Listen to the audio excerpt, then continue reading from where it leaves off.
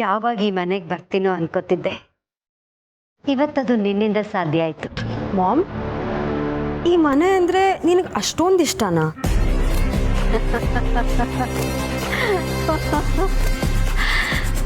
ಈ ಮನೆ ಅಂದರೆ ನನಗಿಷ್ಟ ಅಲ್ಲ,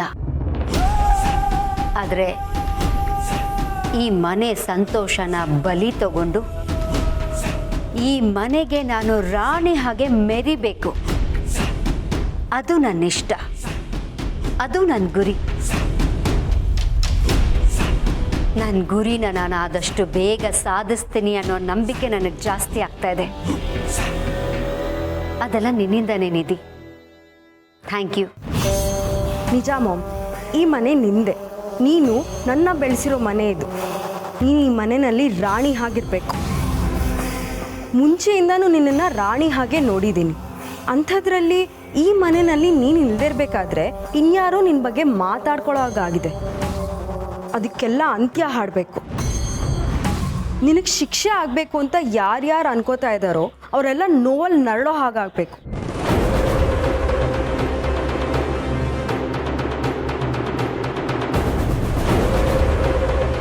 ಆಗುತ್ತೆ, ಆದಷ್ಟು ಬೇಗ ಅದೆಲ್ಲ ಆಗುತ್ತೆ. ಮಾಮ್, ಒಂದೇ ಒಂದು ನಿಮಿಷ ಬಂದೆ.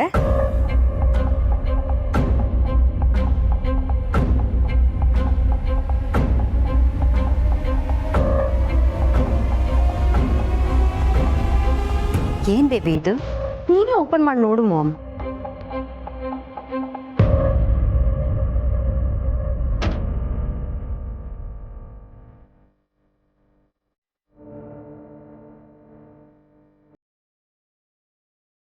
ನಿನಗೆ ದುಡ್ಡು ಬೇಕಾಗುತ್ತೆ ಅಂತ ಹೇಳ್ತಿದ್ಯಲ್ವಾ ಮಾಮ್, ಅದಕ್ಕೆ ಇದನ್ನೆಲ್ಲ ಎತ್ತಿಟ್ಟಿದ್ದೆ.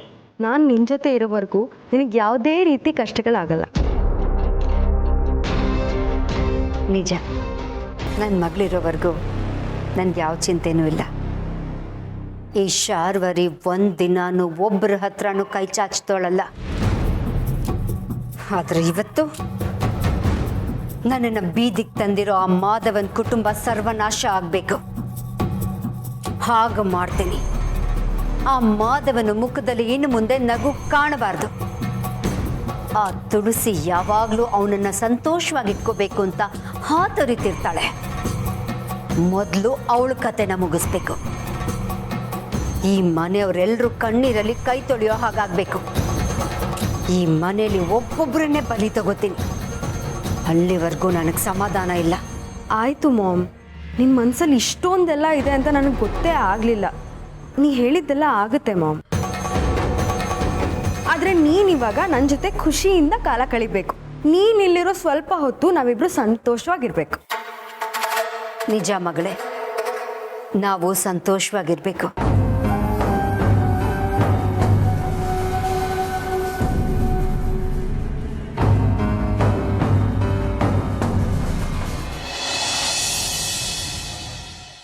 ಅಮ್ಮ, ನಾನು ನಿಮ್ಮ ಹತ್ರ ಸ್ವಲ್ಪ ಮಾತಾಡಬೇಕಾಗಿತ್ತು.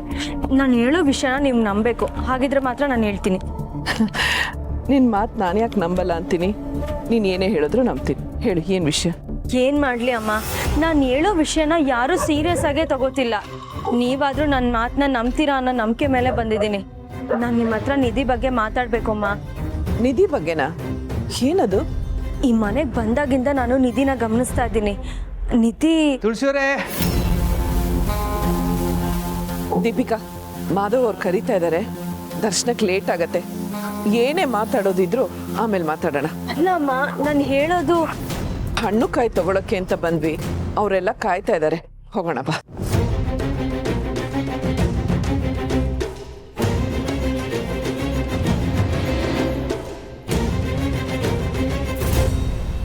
ದೀಪಿಕಾ, ದೇವಸ್ಥಾನಕ್ಕೆ ಅಂತ ಬಂದಾಗ ಯಾವುದೇ ಗೊಂದಲಗಳಿಟ್ಕೋಬಾರ್ದು. ಎಲ್ಲ ಒಳ್ಳೇದಾಗತ್ತೆ ಅನ್ನೋ ಮನಸ್ಸಿನಲ್ಲಿ ದೇವ್ರ ದರ್ಶನ ಮಾಡಬೇಕು. ಎಲ್ಲ ಒಳ್ಳೇದಾಗತ್ತೆ, ಯೋಚನೆ ಮಾಡಬೇಡ. ಬಾ.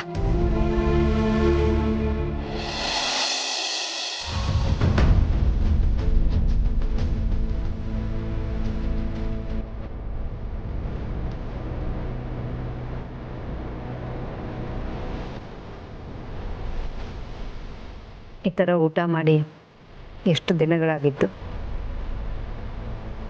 ಬೇಬಿ ನೀನು ಕೂತ್ಕೋ. ಪರವಾಗಿಲ್ಲ ಮಾಮ್, ನೀ ಹೊಟ್ಟೆ ತುಂಬ ಊಟ ಮಾಡು, ನಾ ಆಮೇಲೆ ತಿಂತೀನಿ.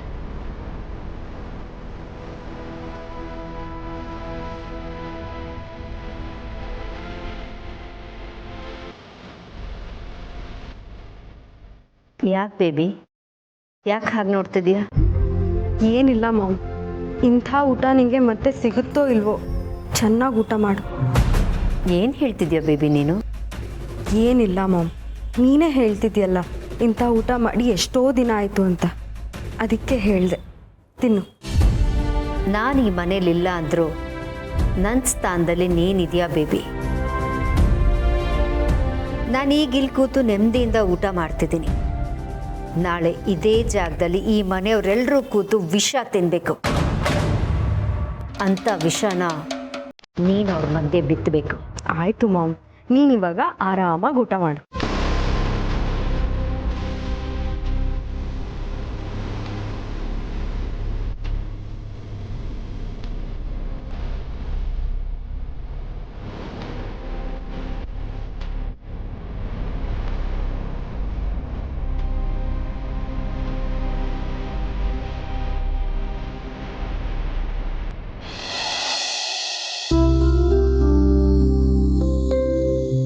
ಓಹೋ, ಏನೋ ಮಹಾನುಭಾವರು ಏನೋ ಮಹತ್ ಕಾರ್ಯ ಮಾಡ್ಕೊಂಡು ಬರ್ತಿರೋ ಹಾಗಿದೆ. ಸತ್ತ ಮಹಾಪ್ರಭುಗಳೇ, ನಾಳೆ ನನ್ನ ಸೊಸೆ ಮುದ್ದು ವಾಪಸ್ ಮನೆಗೆ ಬರ್ತಿದ್ದಾಳಲ್ವಾ, ಅದಕ್ಕೆ ಅವಳ ರೂಮ್ನೆಲ್ಲ ನೀಟಾಗಿ ಕ್ಲೀನ್ ಮಾಡಿ ಬಂದೆ. ಹೌದು ತಾತ, ಬೆಳಗ್ಗೆಯಿಂದ ಸಂಧ್ಯನ್ ರೂಮ್ನ ನಾಲ್ಕು ಸರಿ ಕಸ ಗುಡಿಸಿ ನೆಲ ಒರೆಸಿ ಅವಳ ಬೆಡ್ಶೀಟ್ಸು ಪಿಲ್ಲೋಸು ಬೆಡ್ ಸ್ಪ್ರೆಡ್ನೆಲ್ಲ ಇವರೇ ಒಗೆದು ಒಣಗಾಕಿ ಮತ್ತೆ ಹಾಸಿಟ್ಟಿದ್ದಾರೆ. ನಾನು ನನ್ನ ಸೊಸೆಗೋಸ್ಕರ ಇಷ್ಟು ಮಾಡೋದು ಕಮ್ಮಿನೇ. ಅವಳು ಕೆಲಸ ಮುಗಿಸ್ಕೊಂಡು ಆಯಾಸದಿಂದ ಮನೆಗೆ ಬಂದಾಗ ಡಲ್ಲಾಗಿ ಕೂಡಬಾರ್ದು. ಮನೆಯಲ್ಲಿ ಎಲ್ಲ ಒಂಥರ ಕಳೆ ಇರಬೇಕು. ಈ ಪಾಸಿಟಿವ್ ವೈಫ್ ಅಂತಾರಲ್ಲ, ಹಾಗಿರ್ಬೇಕು. ಅಯ್ಯೋ ಅಂಕಲ್, ಅದು ಪಾಸಿಟಿವ್ ವೈಫ್ ಅಲ್ಲ, ಪಾಸಿಟಿವ್ ವೈಬ್ಸ್. ಅದಿರ್ಬೇಕು. ಅವಳು ಕೆಲಸ ಅಂತ 3 ಹೊತ್ತು ಊರು ಅಲಿತಿರ್ತಾಳೆ. ಸರಿಯಾಗಿ ಊಟ ಆಗಿರಲ್ಲ, ಕಣ್ತುಂಬ ನಿದ್ದೆ ಆಗಿರಲ್ಲ. ಅದಕ್ಕೆ ಅವಳು ಮನೆಗೆ ಬರ್ತಿದ್ದ ಹಾಗೆ ಬಿಸಿ ಬಿಸಿಯಾಗಿ ಅಡಿಗೆ ಮಾಡಿ ಹೊಟ್ಟೆ ತುಂಬ ಊಟ ಹಾಕಿ ಸ್ನಾನನೂ ಮಾಡಿ ಅವಳು ಮಲಗಿಬಿಟ್ರೆ ನನಗೆ ನೆಮ್ಮದಿ ಆಗತ್ತೆ. ಇದೇನೋ ಇದು, ಅವಳೇನು ಪುಟ್ಟ ಮಗುನ ಹೀಗೆಲ್ಲ ಮಾಡು ಅದೆಲ್ಲ ಮಾಡು ಇದೆಲ್ಲ ಮಾಡು ಅಂತ ಹೇಳ್ಕೊಡೋಕ್ಕೆ? ಅದೇನೋ ಗೊತ್ತಿಲ್ಲ ದತ್ತ ಮಹಾಪ್ರಭುಗಳೇ. ಆ ಮಗುನ ನೋಡ್ತಾ ಇದ್ರೆ ನನಗೆ ಅವಳು ಪುಟ್ಟ ಮಗು ಥರಾನೇ ಕಾಣ್ತಾಳೆ. ನನ್ನ ಮಗಳಾಗಿ ಅವಳು ಯಾಕೆ ಹುಟ್ಟಲಿಲ್ಲ ಅಂತ ತುಂಬಾ ಸಲ ಅನ್ಕೊಂಡ್ಬಿಟ್ಟಿದ್ದೀನಿ ನಾನು. ಜುಕ, ಈಗಲೂ ಅವಳು ನಿನಗೆ ಮಗಳೇನೆ. ಇಲ್ಲ ದತ್ತ ಮಹಾಪ್ರಭುಗಳೇ, ನನ್ನ ಬದುಕಿನ ತಾಯಿ ಅವಳು. ಅವಳು ಬದಲಾಗಿತ್ತಲ್ದೆ ನನ್ನನ್ನು ಬದಲಾಯಿಸ್ಬಿಟ್ಲು.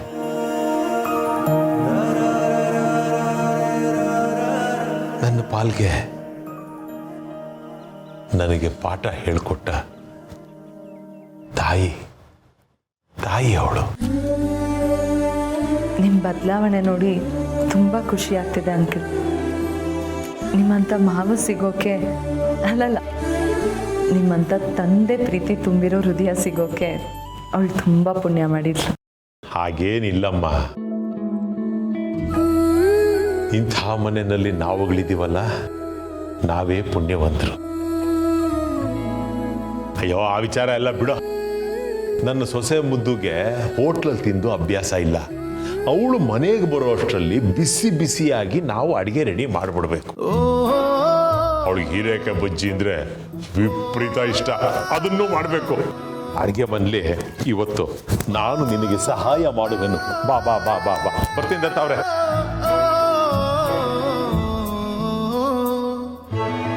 ಹೋಗು, ಇಲ್ಲದೆ ಹೋದ್ರೆ ಆಮೇಲೆ ಅಡುಗೆ ಮನೆ ಎಲ್ಲ ಅವಾಂತರ ಆಗಿಬಿಡುತ್ತೆ. ಅದನ್ನ ಕ್ಲೀನ್ ಮಾಡೋದಕ್ಕೆ ನಿನಗೆ 6 ದಿವಸ ಬೇಕಾಗತ್ತೆ. ಕರೆಕ್ಟ್.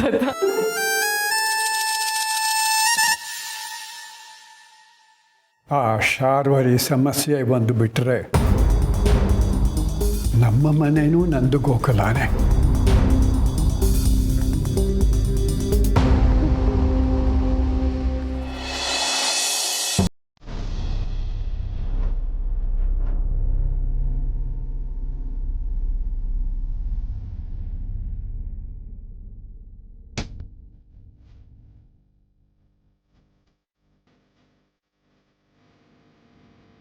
ಮಾಮ್, ಯಾಕೆ ಮಾಮ್ ಎಲ್ಲ ಕಡೆ ಹಿಡನ್ ಕ್ಯಾಮ್ರಾಸ್ ಫಿಕ್ಸ್ ಮಾಡಿದ್ಯಾ?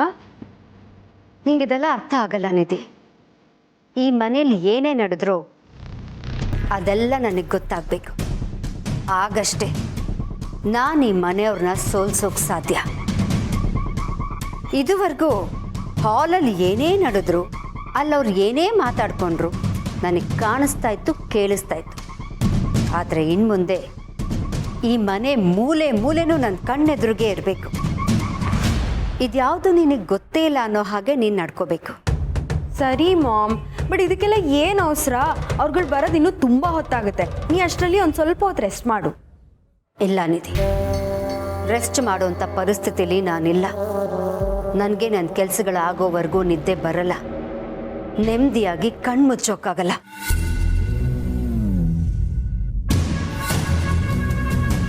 ನಡಿ, ಆ ಕಡೆ ಒಂದು ಕ್ಯಾಮ್ರಾ ಫಿಕ್ಸ್ ಮಾಡೋಣ.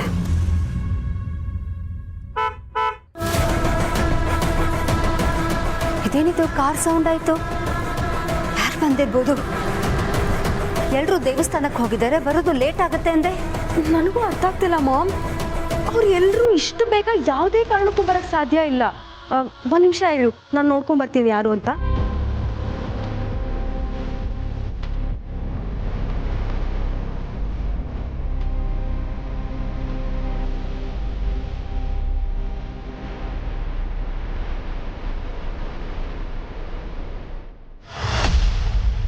ದೀಪಿಕಾ, ಯಾಕೆ ಇಷ್ಟು ಬೇಗ ಬಂದ್ಬಿಟ್ಟೆ? ಏನಾಯ್ತು? ಮನೆಯವರೆಲ್ಲ ಬಂದ್ರಾ? ಕೈ ಬಿಡು. ಯಾಕೆ ದೀಪಿಕಾ ಹೀಗೆ ಮಾತಾಡ್ತಿದ್ಯಾ? ಕೈ ಬಿಡು ಅಂತ ಹೇಳ್ದೆ ತಾನೆ.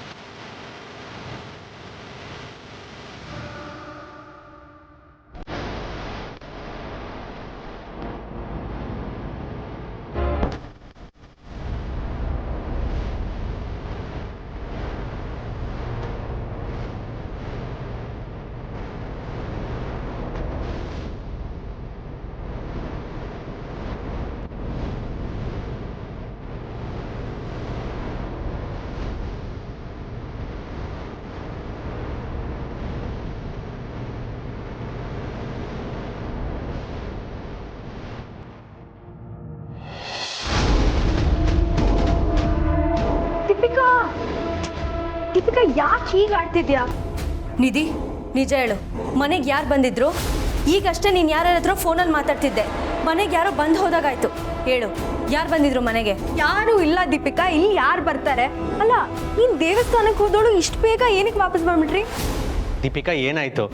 ಯಾಕೆ ನಮ್ಮನೆಡೆ ಶಾಸ್ತ್ರವಾಗಿ ಕರೆದೆ? ಅಭಿ, ಇವಳು ನಮ್ಮ ಹತ್ರ ಸುಳ್ಳು ಹೇಳ್ತಿದ್ದಾಳೆ. ಮನೆಗೆ ಯಾರೋ ಬಂದು ಹೋಗಿದ್ದಾರೆ. ನನ್ನ ಮಾತನ್ನ ನಂಬಿ, ಬೇಕಿದ್ರೆ ನೀವೇ ಇವಳನ್ನ ಕೇಳಿ. ದೀಪಿಕಾ, ಸುಮ್ನೆ ಏನೇನೋ ಹೇಳ್ಬೇಡ. ಮನೆಗೆ ಯಾರು ಬಂದಿಲ್ಲ.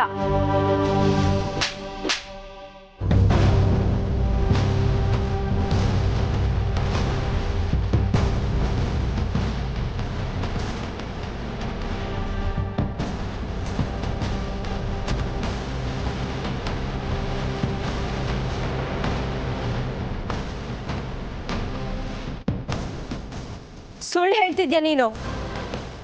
ದೀಪಿಕಾ ಅವರೇ, ಏನು ಮಾಡ್ತಿದ್ದೀರಾ? ನಿಧಿಗೆ ಯಾಕೆ ಹೊಡೆದ್ರೆ? ನನ್ನ ಮಾತು ಕೇಳಿ ಬಾಬಾ, ಇವಳು ನಮ್ಮಿಂದ ಏನೋ ಮುಚ್ಚಿಡ್ತಿದ್ದಾಳೆ. ನಾನು ಅಲ್ಲಿಂದ ಬಂದಾಗ ಇಲ್ಲಿಂದ ಯಾರೋ ಓಡೋದಾಗ ಅನ್ನಿಸ್ತು.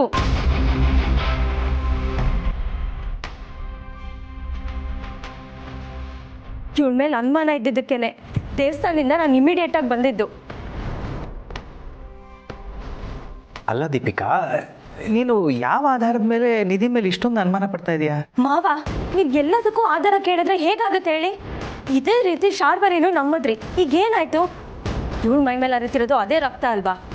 ಇವಳೇ ನಮ್ಮ ಮನೇಲಿ ನಡೀತಿರೋ ಎಲ್ಲ ವಿಷಯನೂ ಆ ಶಾರ್ವರಿಗೆ ಹೇಳ್ತಿರೋದು, ಇವಳೇ ಶಾರ್ವರಿಗೆ ಸಪೋರ್ಟ್ ಮಾಡ್ತಿರೋದು. ದೀಪಿಕಾ ಪ್ಲೀಸ್, ನಾನು ಯಾವತ್ತೂ ಆ ಥರ ಮಾಡೋಣ ಅಲ್ಲ, ಹಾಗೆಲ್ಲ ಮಾತಾಡಬೇಡ.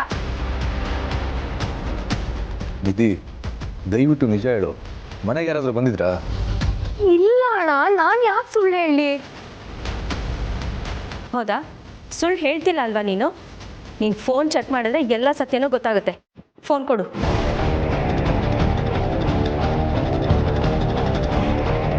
ಇಲ್ಲ, ನಾನು ನನ್ನ ಫೋನ್ ಕೊಡಲ್ಲ. ನೀನು ನನ್ನ ಮೇಲೆ ಅನುಮಾನ ಪಡ್ತಿದ್ಯಾ ದೀಪಿಕಾ? ನಿನ್ನ ಅನುಮಾನಕ್ಕೆ ನಾನು ಏನಕ್ಕೆ ಸೋಲ್ಬೇಕು? ಏನಿದೆ ಇದು? ಫೋನ್ ಕೊಡು, ಈ ಅನುಮಾನ ಎಲ್ಲ ಕ್ಲಿಯರ್ ಮಾಡು. ಇಲ್ಲ ಬ್ರೋ, ಇವಳು ಅನುಮಾನ ಪಡ್ತಾಳೆ ಅಂತ ನನ್ನ ಪ್ರೈವಸಿನ ನಾನೇನಕ್ಕೆ ಬಿಟ್ಕೊಡ್ಬೇಕು? ನನ್ನ ಫೋನ್ನ ನಾನು ಕೊಡಲ್ಲ. ಯಾಕೆ ನಿಧಿ, ಮನೆಗೆ ನಿಜವಾಗ್ಲೂ ಯಾರಾದರೂ ಬಂದಿದ್ರಾ? ಏನ್ ಬ್ರೋ ಇದು?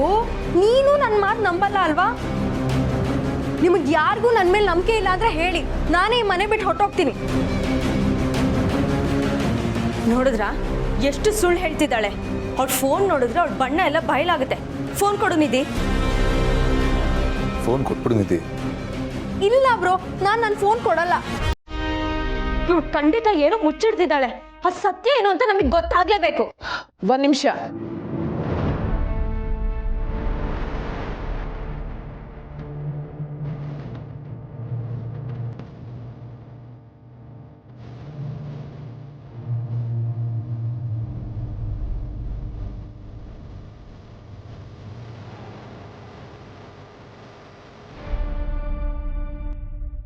ನೀವ್ ಯಾರು ನನ್ನ ಮಾತನ್ನ ನಂಬಲ್ಲ ಅಲ್ವಾ? ಮನೆಗೆ ಬಂದಿರೋದು ಶಾರ್ವರಿ ಅಂತಾನೆ ಅನ್ನಿಸ್ತಿದೆ. ನಿಧಿನೇ ಮನೇಲಿ ಯಾರು ಇಲ್ಲದೆ ಇರೋ ಟೈಮಲ್ಲಿ ಶಾರ್ವರಿನ ಮನೆಯೊಳಗೆ ಕರ್ಕೊಂಡಿದ್ದಾಳೆ. ಅಮ್ಮ, ನೀವಾದರೂ ನನ್ನ ಮಾತನ್ನ ನಂಬಿ. ನನ್ನ ನಿಧಿ ಬಗ್ಗೆ ಹೇಳ್ತಿರೋದೆಲ್ಲ ಸತ್ಯ. ಹೌದು, ನಿಧಿ ಬಗ್ಗೆ ನೀನು ಹೇಳ್ತಾ ಇರೋದೆಲ್ಲ ಸತ್ಯ. ನನಗಿದೆಲ್ಲ ಗೊತ್ತು.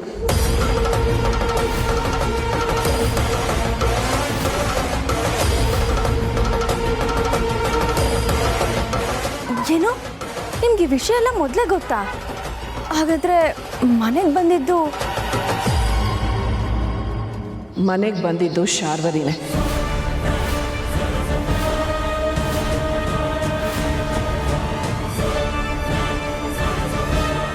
ತುಳಸಿಯವರೇ, ಏನಿದೆಲ್ಲ? ಏನು ಹೇಳ್ತಿದ್ದೀರಾ ನೀವು? ಶಾರ್ವರಿ ಮನೆಗೆ ಬಂದಿದ್ಲ? ನೋಡಿದ್ಯಾ ಬಿ, ಈಗಲಾದರೂ ನನ್ನ ಮಾತನ್ನ ನಂಬ್ತೀಯಾ? ಈ ನಿಧಿನೇ ನಮಗೆಲ್ಲ ಮೋಸ ಮಾಡ್ತಾ ಇದ್ದಿದ್ದು. ಎಷ್ಟೇ ಆಗಲಿ ಅವಳ ತಾಯಿನ ಅವಳು ಹೇಗೆ ಬಿಟ್ಕೊಡೋಕೆ ಸಾಧ್ಯ?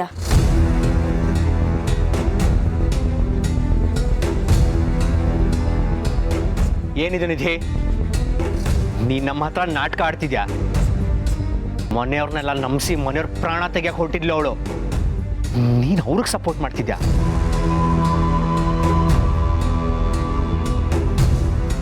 ಅವ್ರಿಗೆ ಸಪೋರ್ಟ್ ಮಾಡ್ತಿದ್ಯಾ ಅಂದರೆ ಏನು ಅರ್ಥ ಆದ್ನಿದೆ?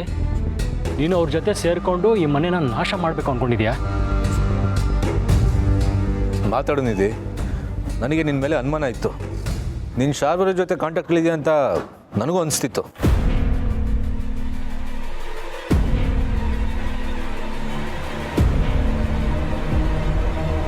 ಇವತ್ತೆಲ್ರಿಗೂ ಸತ್ಯ ಗೊತ್ತಾಯಿತು. ಹೇಳು, ಯಾಕೆ ಹೀಗೆ ಮಾಡಿದೆ?